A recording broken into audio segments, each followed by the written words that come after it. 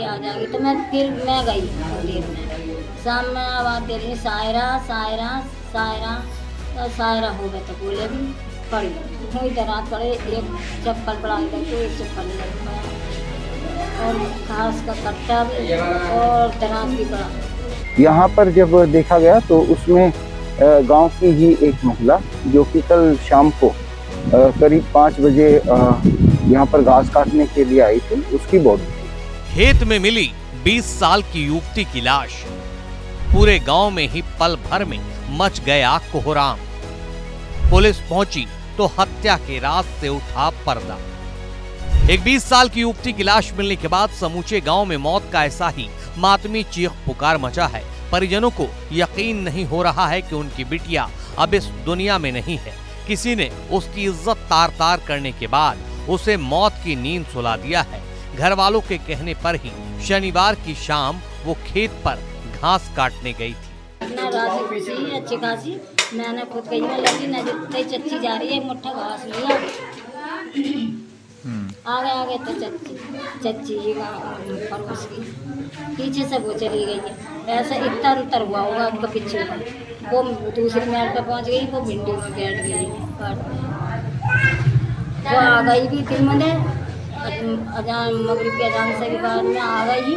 मैं कह रही मैं नजर में हमारी लड़की ना आई, बोली मुझे नहीं पता, घास काट रही है, वो काट रही होगी, मैं क्या आई ना, तो मैं देख पेड़ा में ना आ जाएगी। तो मैं फिर मैं गई देखने, शाम में आवाज़ दे रही सायरा सायरा सायरा, सायरा हो गए तो बोले भी, जिंदी होती तो बोलती भी रहती, घर को भी आती, आवाज़ भी देती, जब वो कर दिया उसका क्रियाक्रम।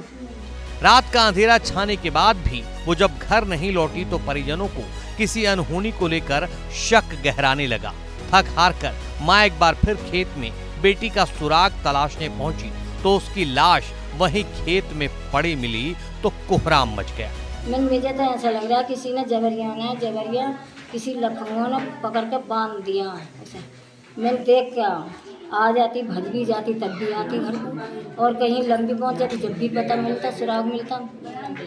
फिर मैं गई देखने गई, मैं देखता हूँ मक्का कौन, और देखा तो पूरी मक्का छान ली, तो देखूँ तो मक्का में पड़ी हुई दराज पड़े, एक चप्पल पड़ा इधर को, एक चप्पल इधर पड़ा, और घास का कट्टा भी और दराज भी पड़ा।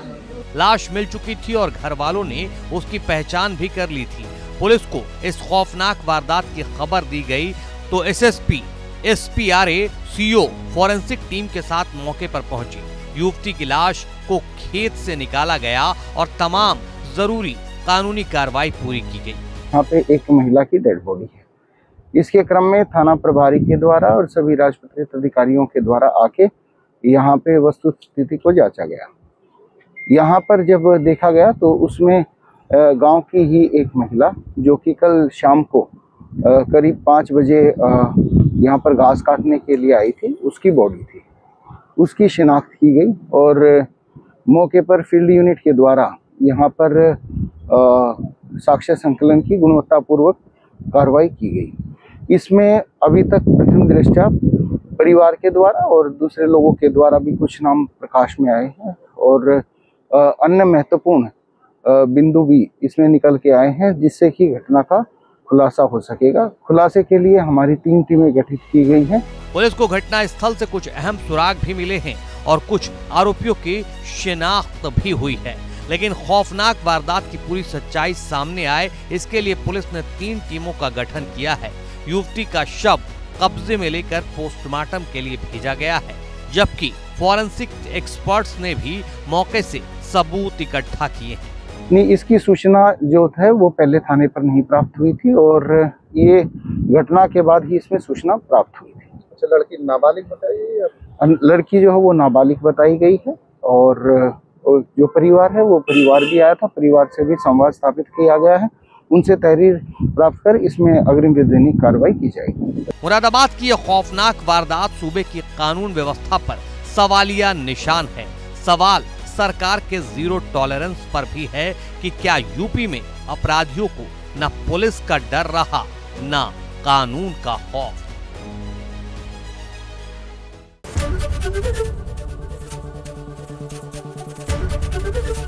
एबीपी गंगा, खबर आपकी, जुबान आपकी।